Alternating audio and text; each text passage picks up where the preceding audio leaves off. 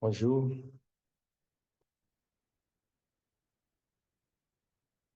Avant de commencer, je vais lire un long texte.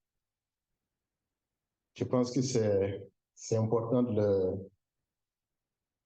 Je ne sais pas si c'est facile à lire, mais je vais lire sur ma feuille, je vois mieux.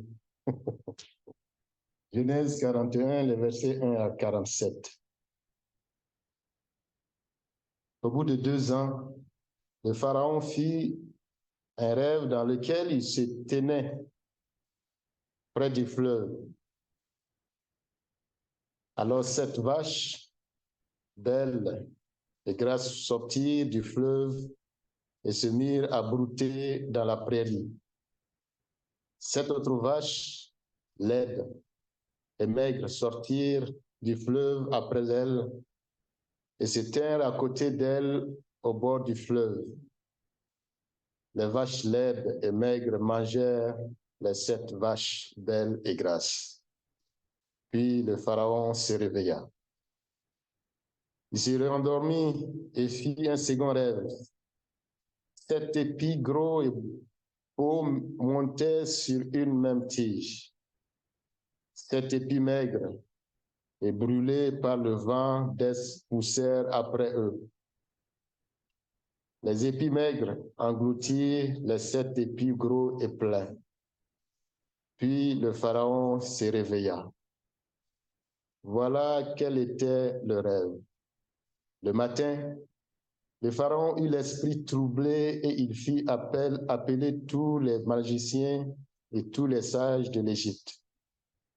Il leur raconta ses rêves, mais personne ne put les lui expliquer. Alors le grand responsable des boissons prit la parole et dit au Pharaon, « Je vais rappeler aujourd'hui le souvenir de ma faute. » Le Pharaon s'était irrité contre ses serviteurs et il m'avait fait mettre en prison dans la maison du chef des gardes ainsi que le chef des boulangers. Nous avons tous les deux fait un rêve au cours d'une même nuit et chacun de nous a reçu une explication en rapport avec le rêve qu'il avait fait. Il y avait là avec nous un jeune hébreu, un esclave du chef des gardes. Nous lui avons raconté nos rêves et il nous les a expliqués. Tout s'est produit conformément à l'explication qu'il nous avait donnée. Le Pharaon m'a rétabli dans mes fonctions et a fait pendre le chef des boulangers. Le Pharaon fit appeler Joseph. On s'empressa de le faire sortir de prison. Il se rasa, changea de vêtements et se rendit vers le Pharaon. Le Pharaon dit à Joseph, « J'ai fait un rêve. Personne ne peut l'expliquer. Et j'ai appris à ton sujet que tu peux expliquer un rêve après l'avoir entendu. » Joseph répondit au Pharaon, « Ce n'est pas moi, c'est Dieu qui donnera une réponse favorable à Pharaon. » Le Pharaon dit alors à Joseph, « Dans mon rêve, je me tenais sur le bord du fleuve. Alors 7 vaches grasses et belles sont sorties du fleuve et se sont mises à brouter dans la prairie. 7 autres vaches sont sorties après elles, maigres, très laides et décharnées. Je n'en ai pas vu d'aussi laides dans toute l'Égypte. Les vaches décharnées et laides ont mangé les 7 premières vaches qui étaient grasses. Elles les ont englouties dans leur ventre sans qu'on s'aperçoive qu'elles y étaient entrées. Leur apparence était aussi laide qu'avant. Puis je me suis réveillé. J'ai vu encore en rêve 7 épis pleins et beaux qui montaient sur une même tige. 7 épis vides, maigres, brûlés par le vent d'est, ont poussé après eux. Les épis maigres ont englouti les 7 beaux épis Je l'ai dit aux magiciens, mais personne ne m'a donné l'explication. Joseph dit au Pharaon, ce qu'a rêvé le Pharaon correspond à un seul rêve, à un seul événement. Dieu a révélé au Pharaon ce qu'il va faire. Les 7 belles vaches sont cette année, et les 7 beaux épis aussi. C'est un seul rêve. Les 7 vaches décharnées et laides sorties après la première sont cette année, tout comme les 7 épis vides brûlés par le vent d'Est. Ce sont 7 années de famine. C'est comme je viens de le dire au Pharaon. Dieu montre au Pharaon ce qu'il va faire. Il y aura 7 années de grande abondance dans toute l'Égypte. 7 années de famine les suivront et l'on oubliera toute cette abondance en Égypte. La famine détruira le pays. Cette famine qui suivra sera si forte qu'on ne s'apercevra plus de l'abondance dans le pays. Si le Pharaon a vu le rêve se répéter, c'est que la décision est ferme de la part de Dieu et qu'il la mettra rapidement en œuvre. Maintenant, que le Pharaon choisisse un homme intelligent et sage et qu'il le mette à la tête de l'Égypte. Que le Pharaon établisse des commissaires sur le pays pour prélever 1/5 des récoltes de l'Égypte pendant les 7 années d'abondance. Qu'il rassemble tous les produits de ces bonnes années à venir. Il amasse sous l'autorité du Pharaon du blé et des vivres dans les villes et qu'il en ait la garde. Ces provisions formeront une réserve pour le pays, pour les 7 années de famine qui frapperont l'Égypte, afin que les pays ne soient pas détruits par la famine. Ces paroles plurent au Pharaon et à tous ses serviteurs. Le Pharaon dit à ses serviteurs, pourrions-nous trouver un homme tel que celui-ci, qui a en lui l'Esprit de Dieu?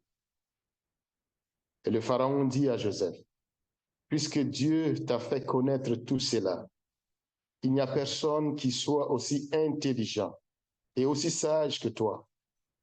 Tu seras responsable de ma maison et tout mon peuple obéira à tes ordres. Le trône seul m'élèvera au-dessus de toi. Le Pharaon dit à Joseph, voici, je te donne le commandement de toute l'Égypte. Le Pharaon retira l'anneau de son doigt et le passa au doigt de Joseph. Il lui donna des habits en fin lin et lui mit un collier d'or au cou. Il le fit monter sur le char qui suivait le sien et l'on criait devant lui, à genoux. C'est ainsi que le Pharaon lui donna le commandement de toute l'Égypte. Il dit encore à Joseph, c'est moi qui suis le Pharaon, mais sans ton accord, personne ne lèvera la main ni le pied dans toute l'Égypte. Le Pharaon appela Joseph Saphnath-Paenaïf et il donna pour femme Asnath, fille de Potiphéra, le prêtre d'On. Joseph partit pour visiter l'Égypte. Il était âgé de 30 ans lorsqu'il se présenta devant Pharaon, le roi d'Égypte. Il quitta le Pharaon et parcourut toute l'Égypte. Pendant les 7 années de fertilité, la terre apporta abondamment. Joseph rassembla tous les produits de ces 7 années en Égypte. Il entreposa des vivres dans les villes en mettant à l'intérieur de chaque ville les produits des campagnes environnantes. Joseph amassa du blé comme le sable de la mer en quantité si considérable que l'on cessa de compter parce qu'il n'y en avait plus que le nombre. Amen. Veuillez vous asseoir.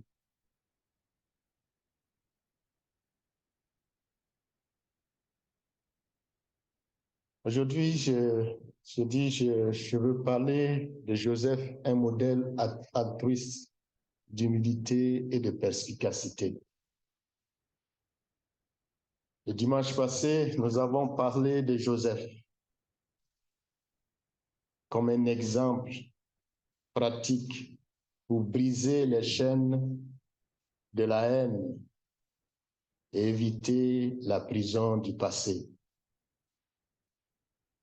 Joseph, en donnant le nom de Manassé et Éphraïm à ses fils, Joseph a proclamé ouvertement que Dieu lui avait fait oublier toutes ses épreuves, même celles qui lui avaient été infligées par sa propre famille.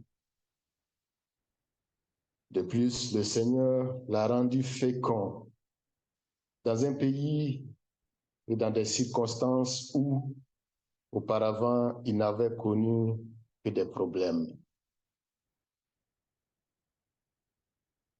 En donnant ses noms à ses fils, Joseph a doté ces derniers de rappels de l'action de Dieu dans sa vie.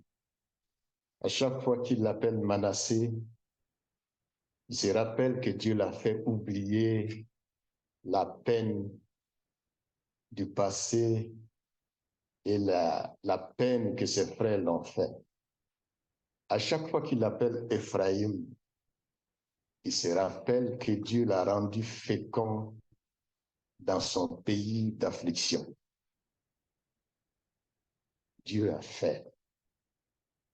Dieu m'a fait oublier. Dieu m'a rendu fécond. C'est ce qu'a reconnu Joseph. Et cela aussi est pratique pour tout un chacun de nous. Ou à cause de quelque chose qu'on nous a fait par le passé, au lieu de nous laisser être prisonniers de cela, nous devons arriver à un moment donné à demander à Dieu de nous faire oublier l'aiguillon de ce qu'on nous a fait comme mal. Et même si nous nous rappelons de la situation, mais que la peine, l'aiguillon du mal, que nous ne nous rappelions plus de cela. Aujourd'hui, je vais encore parler de Joseph. L'histoire de Joseph est riche en enseignements sur des qualités humaines exceptionnelles, telles que l'altruisme, l'humilité et la perspicacité. Ces vertus sont clairement illustrées dans les moments critiques de la vie de Joseph, notamment lorsqu'il était en prison et lors de sa rencontre avec le pharaon d'Égypte. Dans ces moments de détresse et de défi, Joseph a fait preuve d'une empathie profonde envers les autres,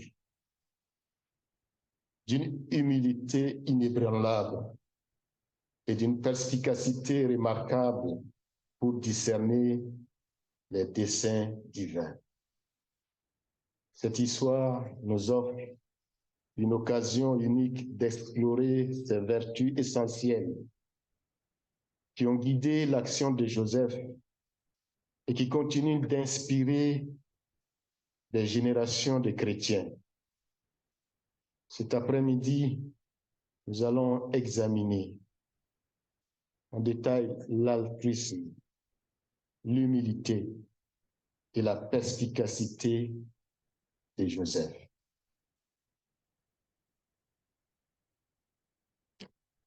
Nous allons parler de l'altruisme de Joseph.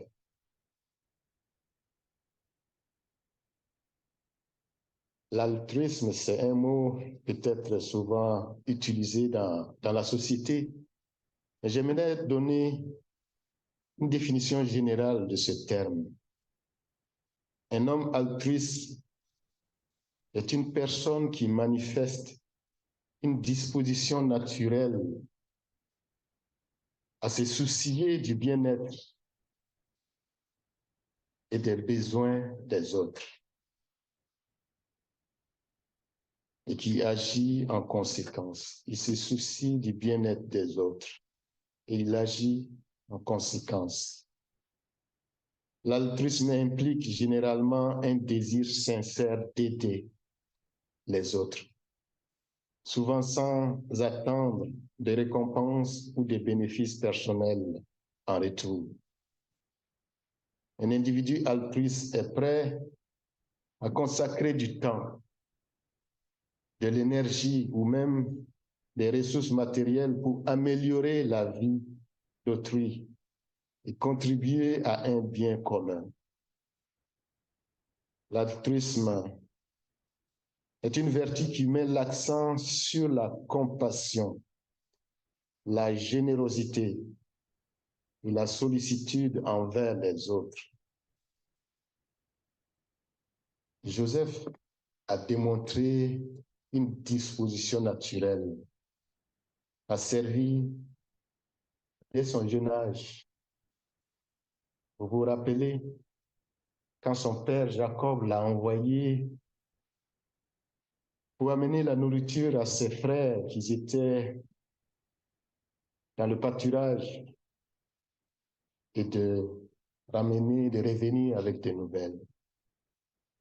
Joseph s'est levé sans broncher, il est parti, sachant bien que ses frères ne l'aimaient pas.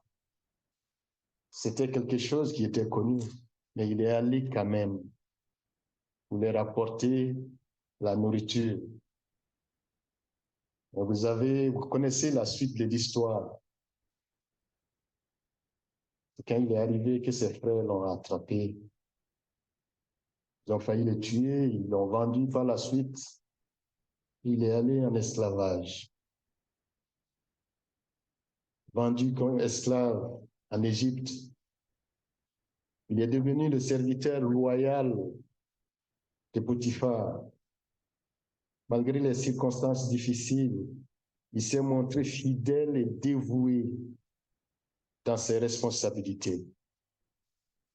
Il a fait prospérer les affaires de Potiphar sans s'attendre à rien. Lorsqu'il fut jeté en prison, il continua à servir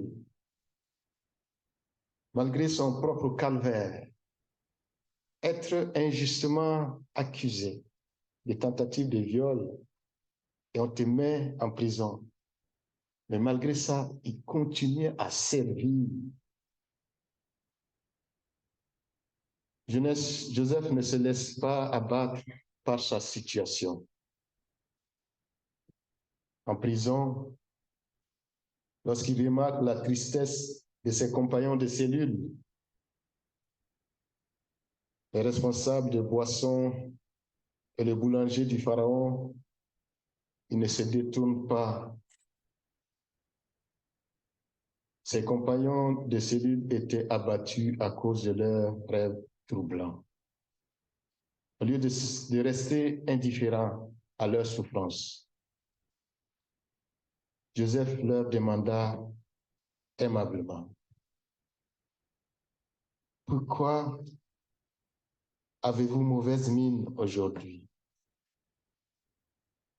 Joseph était en prison. Joseph était aussi en peine. Mais il voit, dans cette peine, il voit ses compagnons de cellule qui étaient attristés. Nous pouvons être certains que la prison, c'est vraiment pas un endroit où on peut avoir la joie. Mais Joseph remarque que ces gens, aujourd'hui, ils sont réveillés, ils sont plus tristes qu'avant. Il met de côté lui-même ses difficultés, les demandes.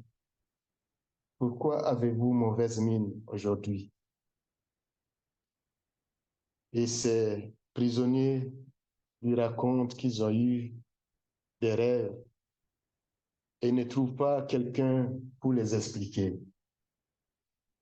Je sais pas ici, mais en tout cas, où j'ai grandi, quand on fait des rêves, on cherche à connaître la signification.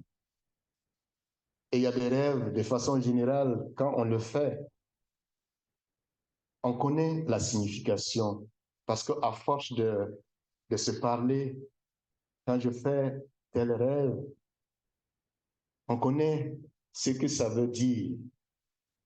Par exemple, des rêves très courants, souvent qu'on nous racontait quand on était enfant, quand tu rêves la nuit, par exemple, que tu es en train de décortiquer des arachides, ou bien tu es dans un groupe de personnes qui décortiquent des arachides, ça veut dire que très bientôt, il va y avoir de la dispute.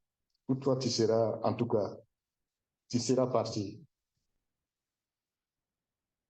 Et ces interprétations, c'est très répandu, en tout cas en Afrique de l'Ouest, où les gens interprètent. Et quand les personnes ne sont pas en mesure d'interpréter leurs propres rêves, ils partent consulter une autre personne qui le savent davantage. Et quand les gens, le commun des mortels ne peuvent pas expliquer, ils partent consulter. Alors, ces Égyptiens, quand ils ont fait leur rêve, ils étaient incapables de trouver quelqu'un. Et quand ils l'ont expliqué, ils l'ont dit à Joseph, nous ne trouvons pas quelqu'un pour nous expliquer nos rêves.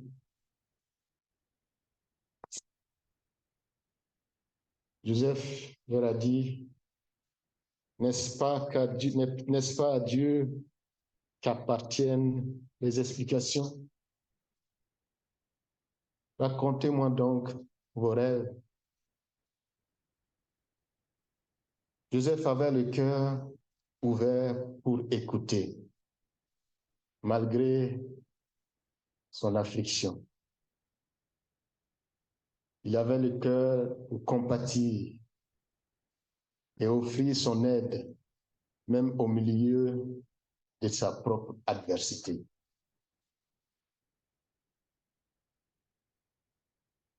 Bien qu'il a expliqué les rêves, souvent quand nous lisons cette histoire, on peut aller très vite de façon sans voir l'émotion qui entoure tout cet événement.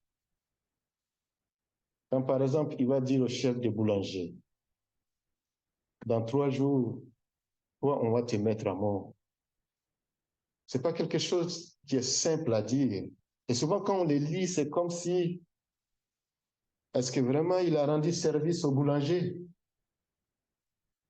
Mais quand on réfléchit de près, il a vraiment rendu service à ces boulangers. En disant à ce boulanger, dans 3 jours, on va te tuer. Il disait à ce boulanger, tu sais, c'est comme les médecins le font avec des gens qui ont un diagnostic, on dit dans quelque temps, tu vas mourir. On ne te dit pas pour te troubler. Au début, moi, je pensais que ça ne vaut pas la peine de lui dire qu'il lui reste temps. C'est important. Parce que ça permet à la personne de mettre sa vie en ordre, d'organiser son départ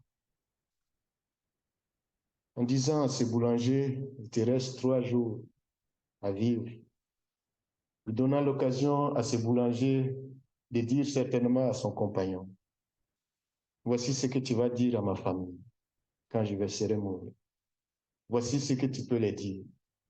Voici ce qu'il faut faire, même si je serai pendu. Voici ce dont vous devez faire avec moi, le restant de moi. Où est-ce qu'il faut le mettre? Joseph a vraiment rendu service, même si c'était difficile pour ce boulanger. Quand il se présente devant Pharaon pour expliquer ses rêves,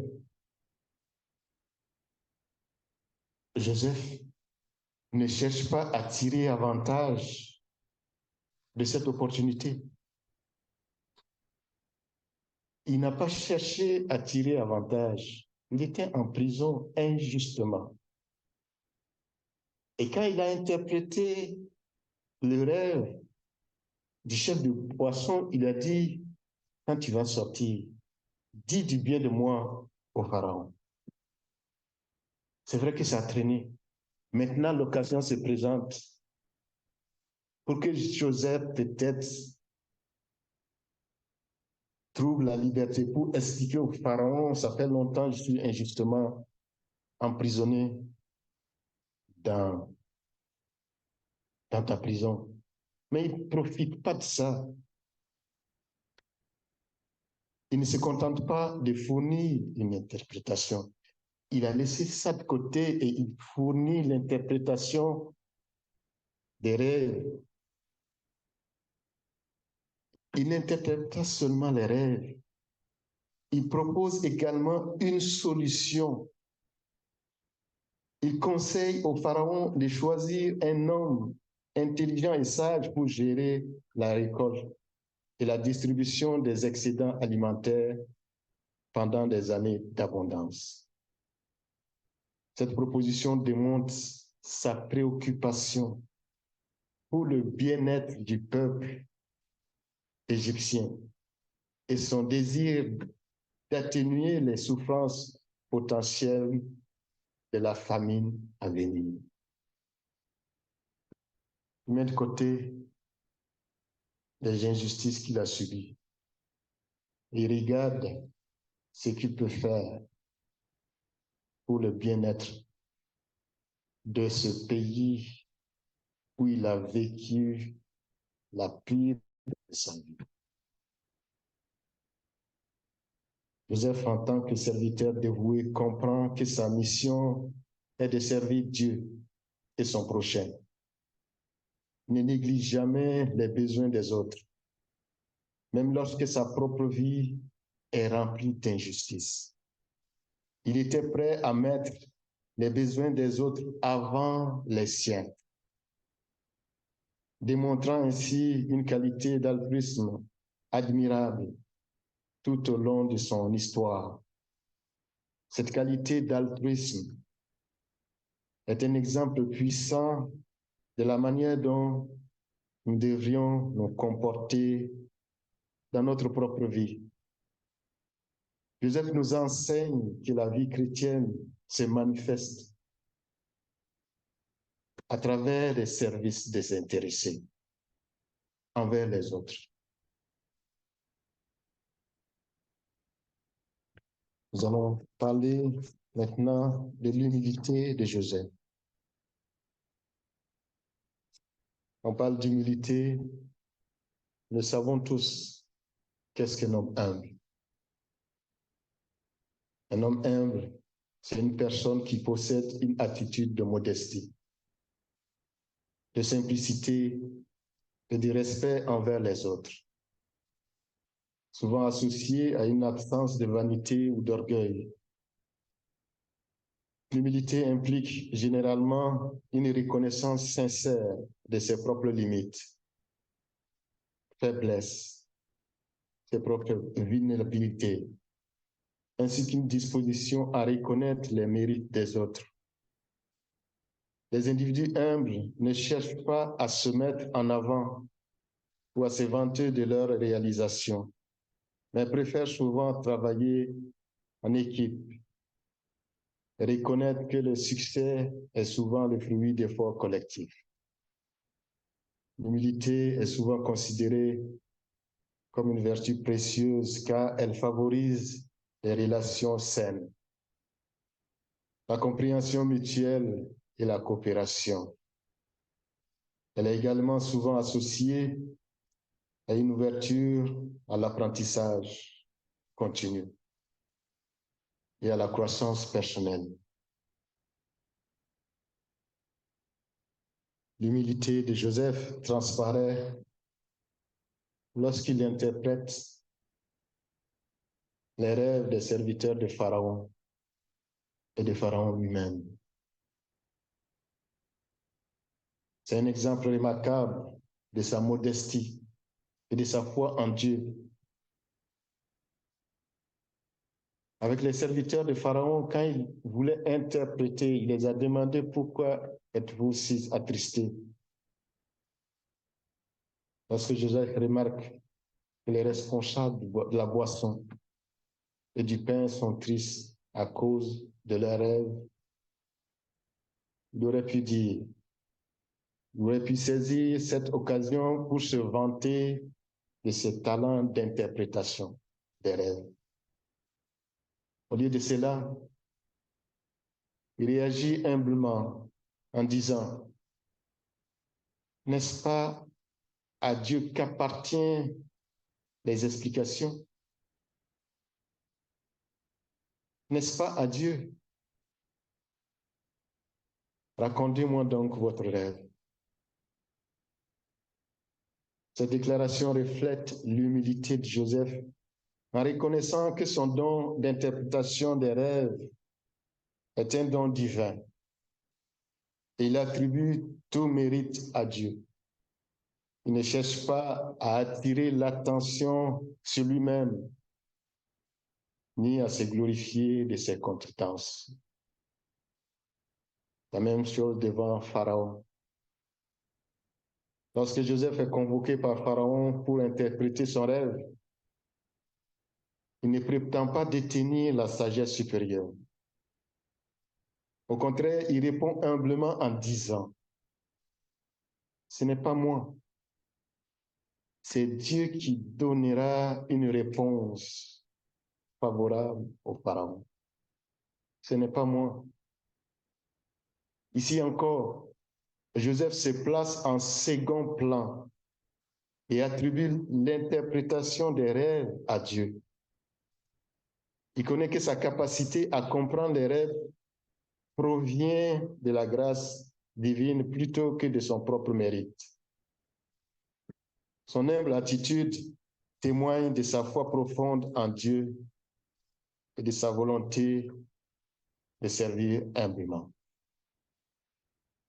Joseph, malgré sa jeunesse et son talent exceptionnel, ne permet pas à l'orgueil de prendre le dessus. Au lieu de cela, il reste humble et reconnaît envers Dieu pour les dons, et reconnaissant envers Dieu pour les dons et les opportunités qui lui sont accordées. Son humilité est un exemple inspirant pour nous tous, nous rappelant l'importance de rester modeste et reconnaissant peu importe nos compétences et nos réussites. À travers l'humilité de Joseph, nous pouvons nous poser des questions réflexives. Sommes-nous capables de mettre de côté notre propre orgueil et de reconnaître que nos compétences et nos talents proviennent des sources plus grandes que nous-mêmes? Avons-nous la foi et la modestie nécessaires pour attribuer le mérite à Dieu plutôt qu'à nous-mêmes?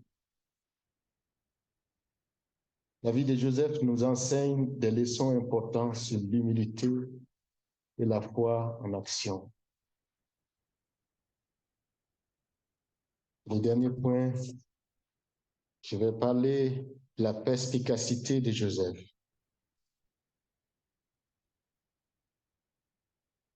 Un homme perspicace est une personne dotée d'une grande capacité à comprendre rapidement, à analyser et à discerner avec finesse les situations, les problèmes ou les informations.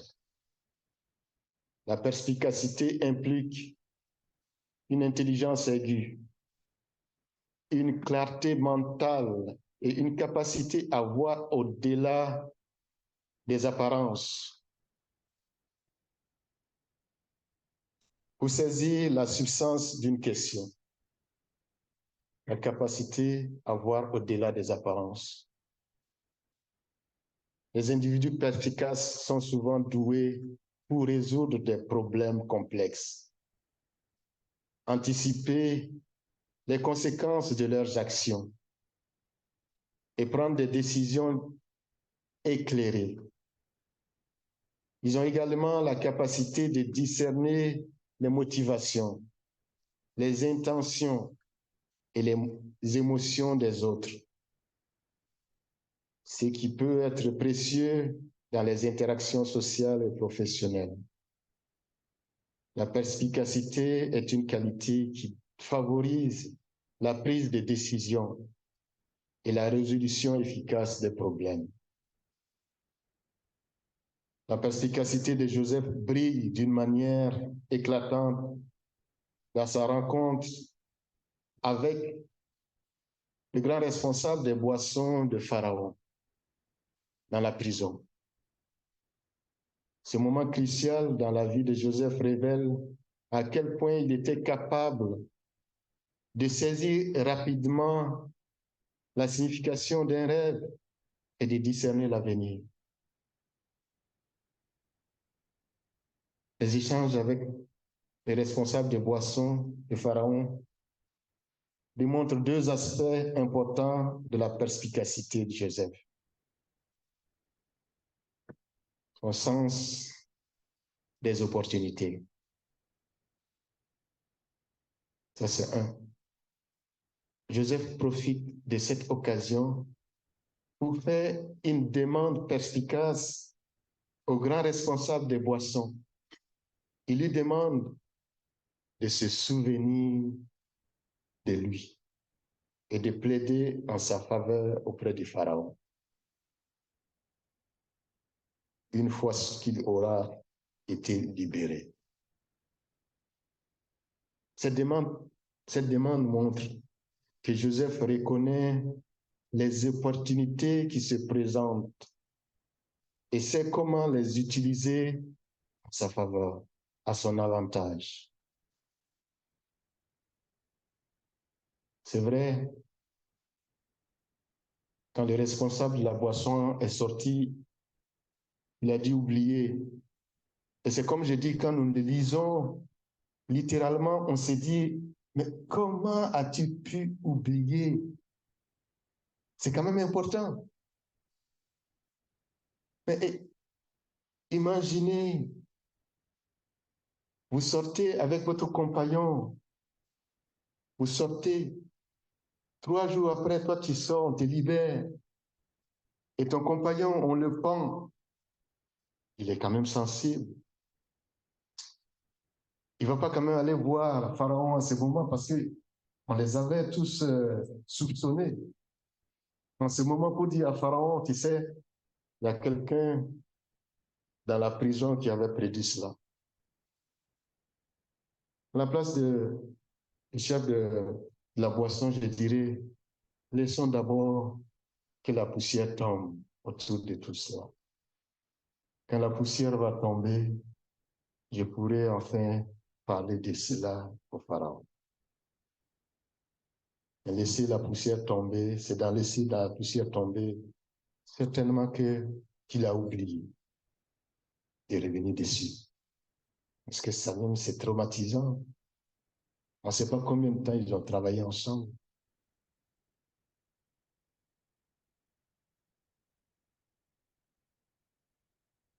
J'ai parlé d'abord des aspects importants de la perspicacité. Quand Joseph a rencontré le chef le responsable de la boisson, le premier, c'est l'essence, c'est saisir. Le deuxième, c'est la conscience des conséquences. Joseph comprend que l'avenir est incertain et qu'il est important de planifier en conséquence. Il anticipe que sa libération dépendra des actions du grand responsable des boissons. Les chefs de boissons, ça fait partie des personnes les plus proches de Pharaon. Si quelqu'un qui peut intervenir pour sa libération, c'est bien lui qui peut parler au Pharaon parce que c'est lui qui lui sert le vin. Il y a une vraie confiance parce que, vous savez, dans ces temps, en ce moment, les rois étaient beaucoup empoisonnés et la poison, ça passait soit par la nourriture, soit par le vin. Donc, c'est des hommes de confiance. Et Joseph fait le lien. Il dit, s'il te plaît, touche-le. Si tu le touches, il va certainement avoir une bonne conséquence pour moi.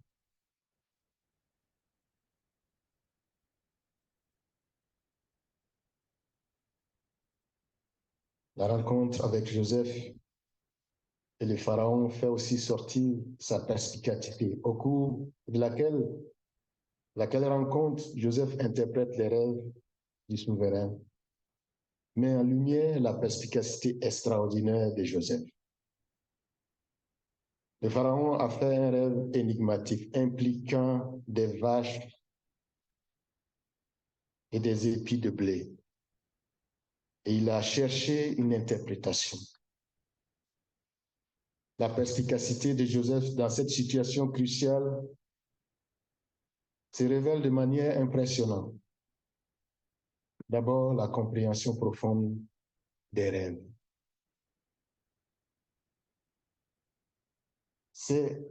Il raconte. Et Joseph répond. C'est sur le champ. C'est juste, je te pose une question et puis tu me réponds. Sur le champ. Il ne parle pas, il revient, il dit pas comme c'est, donne-nous un temps. Non.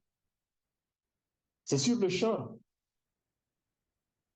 Joseph ne se contente pas d'entendre les détails du rêve du Pharaon. Il en saisit immédiatement la signification sous-jacente. Il comprend que les 7 vaches grasses et les 7 épis de blé prince symbolisent cette année abondante, tandis que les 7 vaches maigres et les 7 épis vides représentent cette année de famine. Cette interprétation montre sa perspicacité dans la compréhension des symboles et des métaphores. Un autre aspect, c'est la précision des événements futurs. Joseph ne s'arrête pas à l'interprétation.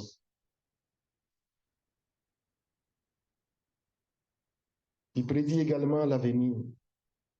Il annonce que l'Égypte connaîtra d'abord une période abondante, suivie d'une famine dévastatrice. Les rêves là, ça ne concerne pas seulement, ce n'est pas Pharaon, ça concerne toute l'Égypte.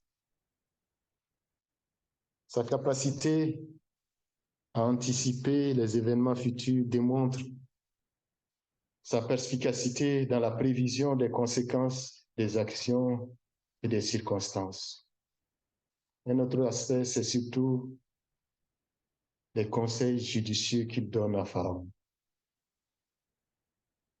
Joseph ne se contente pas de fournir une interprétation. Il propose également une solution perspicace pour faire face à la famine à venir. Il conseille au Pharaon de nommer un homme intelligent et sage pour superviser la gestion des ressources pendant les années d'abondance, collectant 1/5 des récoltes pour constituer des réserves. C'est comme je l'ai dit, souvent quand on lit ça de façon très simple.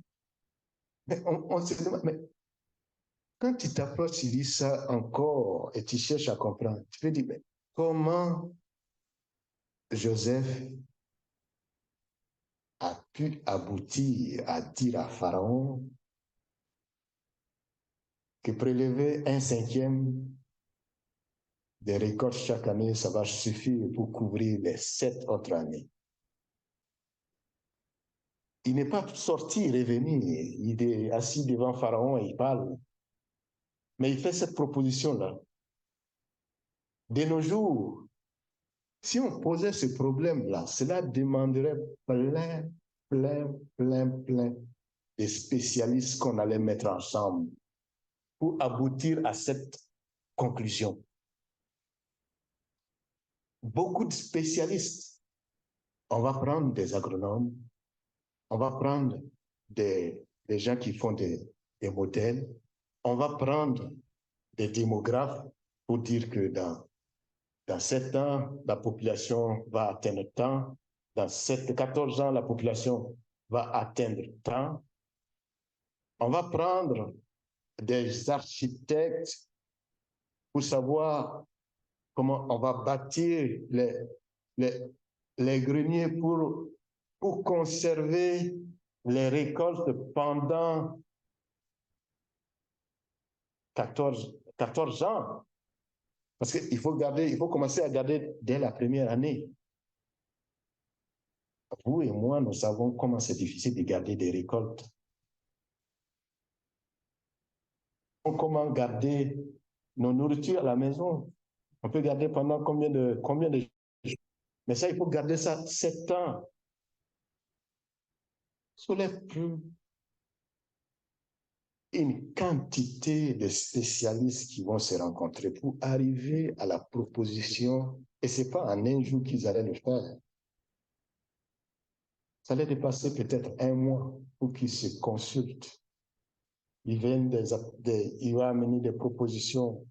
Il va avoir des ateliers, des rencontres pour discuter. Il va avoir des ateliers de validation avant qu'on ait. Mais Joseph, c'est devant qu'il propose ça.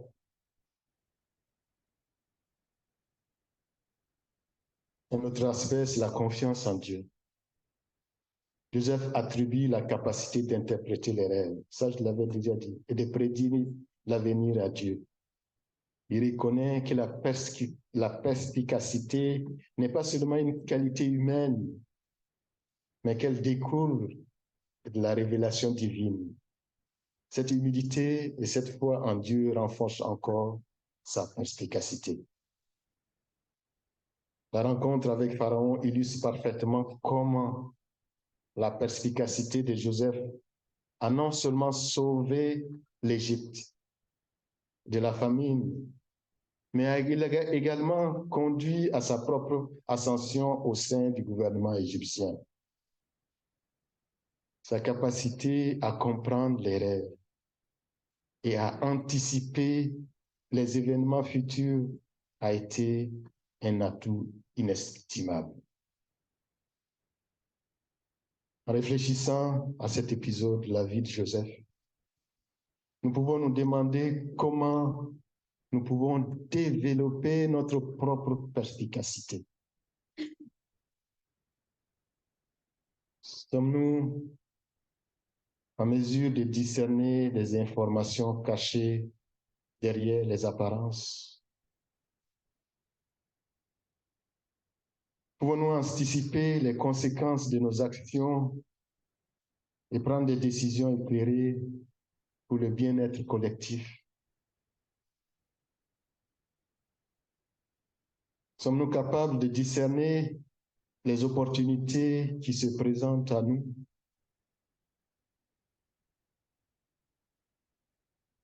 Pouvons-nous comprendre rapidement les situations complexes et anticiper les conséquences de nos actions?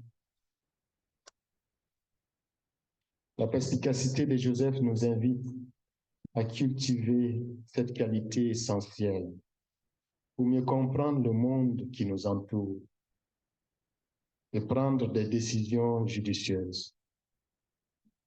En conclusion, la vie de Joseph nous offre un modèle de sagesse divine.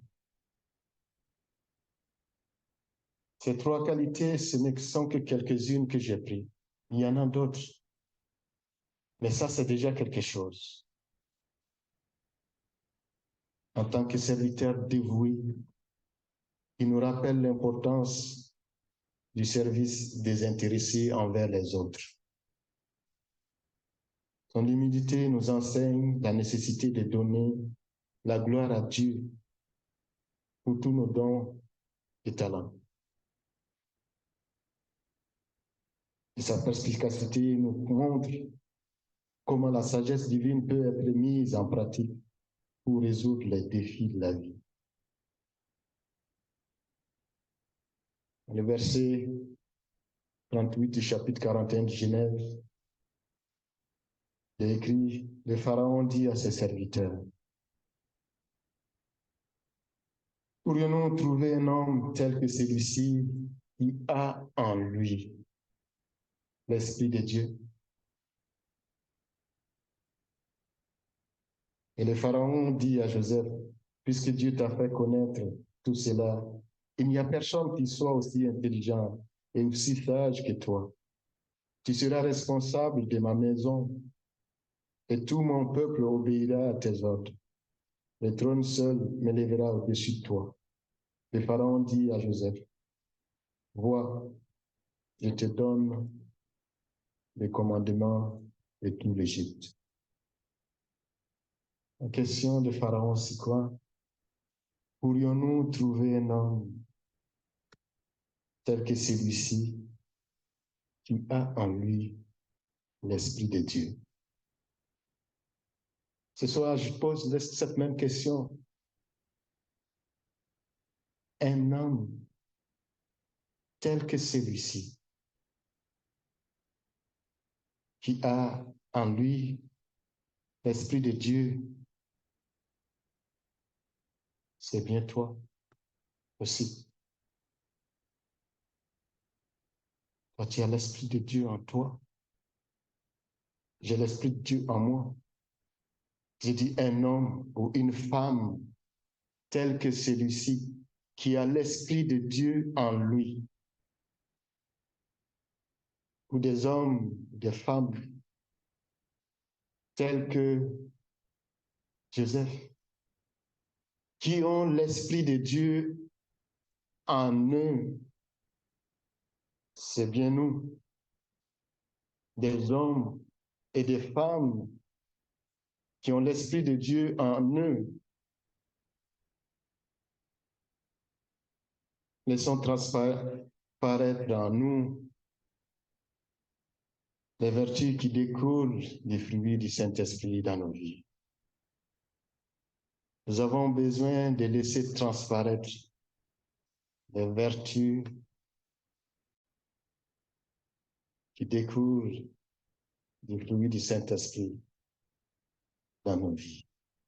Et l'exemple de Joseph inspire chacun de nous à rechercher la sagesse divine dans nos propres vies et à laisser briller la lumière de Dieu à travers nous. Que le Seigneur nous bénisse.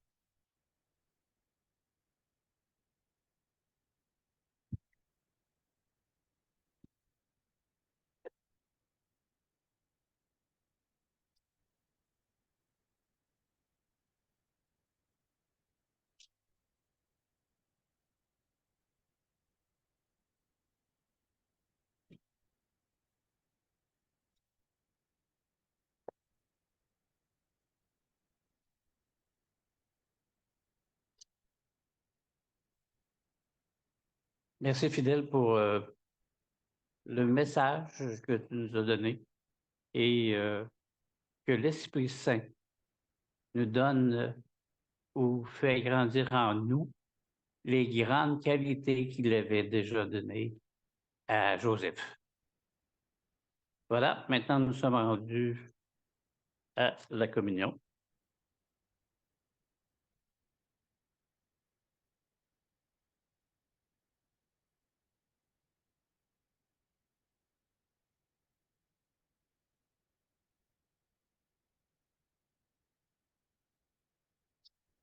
Merci.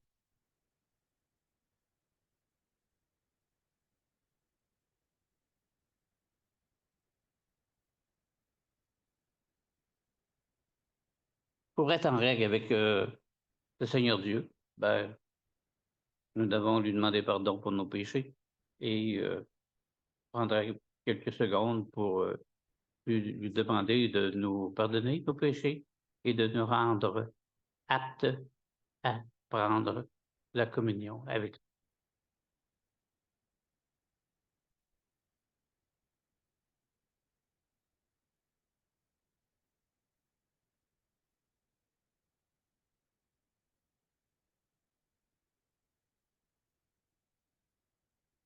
Maintenant, si vous voulez bien avancer pour prendre les éléments.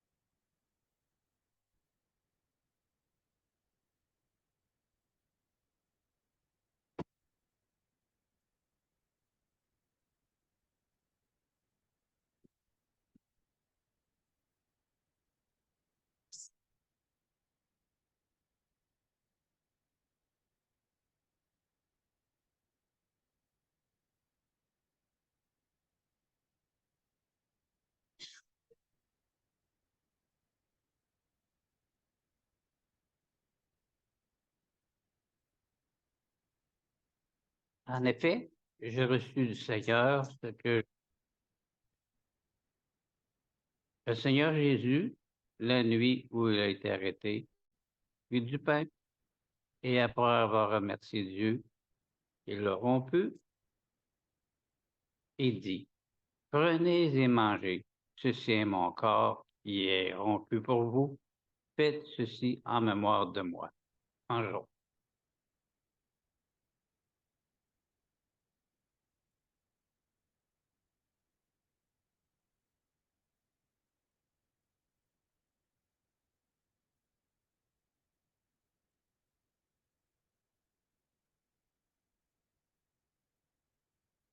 De même, après le repas, il prit la coupe et dit,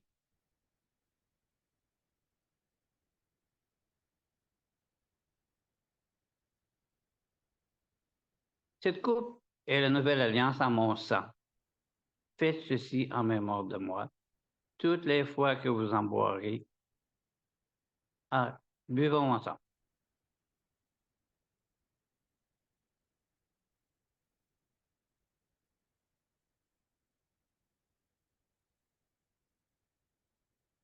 En effet, toutes les fois que vous mangez ce pain et que vous buvez cette coupe, vous annoncez la mort du Seigneur jusqu'à ce qu'il revienne.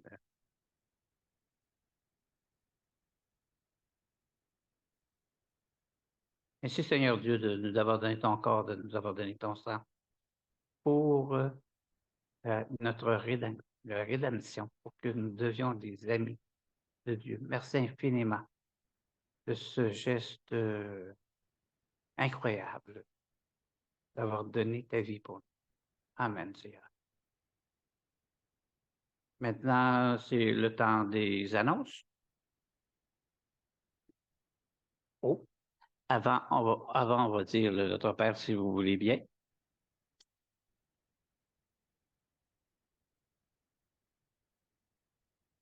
Notre Père céleste, que la sainteté de ton nom soit respectée, que ton règne vienne, que ta volonté soit faite sur la terre comme au ciel. Donne-nous aujourd'hui notre pain quotidien. Pardonne-nous nos offenses, comme nous aussi nous pardonnons à ceux qui nous ont offensés. Ne nous expose pas à la tentation, mais délivre-nous du mal et du malin, car c'est à toi qu'appartiennent dans tous les siècles le règne, la puissance et la gloire. Amen. Ô Dieu, nous te désirons de tout notre cœur. Fais de nous une Église interculturelle renouvelée et en santé. Viens, transforme-nous de sorte que nous devenions des disciples centrés sur Christ, dynamisés par l'Esprit, axés sur la mission et capables de nous multiplier partout. Suivons Jésus avec passion, un pas à la fois. Prions, allons, soutenons et faisons des disciples de toutes les nations. Et maintenant, les annonces. Bon. La rentrée en Église, formation offerte sur Zoom, demeurer en Christ. Renouveau de la relation avec Jésus dès dimanche 17 septembre à 10h45, toutes les 2 semaines. Vous inscrire auprès du pasteur, s'il vous plaît. Si vous demeurez en moi et que mes paroles demeurent en vous. Et voilà, vous êtes invités à suivre sur Zoom le renouveau en Église. C'est beau? La rentrée en Église par la prière. Sommet de prière le dimanche 17 septembre. Vous demanderez ce que vous voudrez et cela vous sera accordé. Mardi midi, en prière à l'Église sur Zoom. Les portes sont ouvertes de 13h à 14h30. Maintenant, la prière sur Zoom, elle est de 12h à 13h. Mercredi soir, en prière, 19h sur Zoom. Étude biblique du jeudi soir, 19h via Zoom. tes fidèles qui animent cette rencontre d'études bibliques. Samedi prochain, 16 septembre, 9 h, déjeuner partage entre hommes à l'Église. Les hommes sont invités à venir déjeuner ensemble à l'Église le 16 septembre à 9 h. Vacances annuelles du pasteur. Prenez note, s'il vous plaît, le pasteur Claude sera de retour mardi le 12 septembre avec le midi de prière. Les anniversaires? Oh!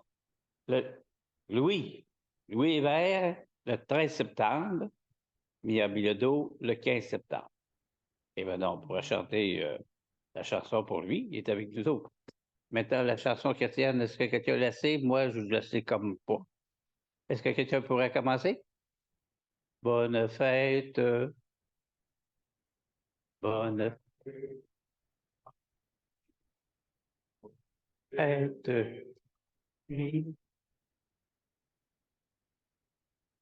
Et voilà. Hey, ça fait comme écho. Wow! C'est beau. OK. Maintenant, on continue. La bénédiction. Si vous voulez bien vous lever.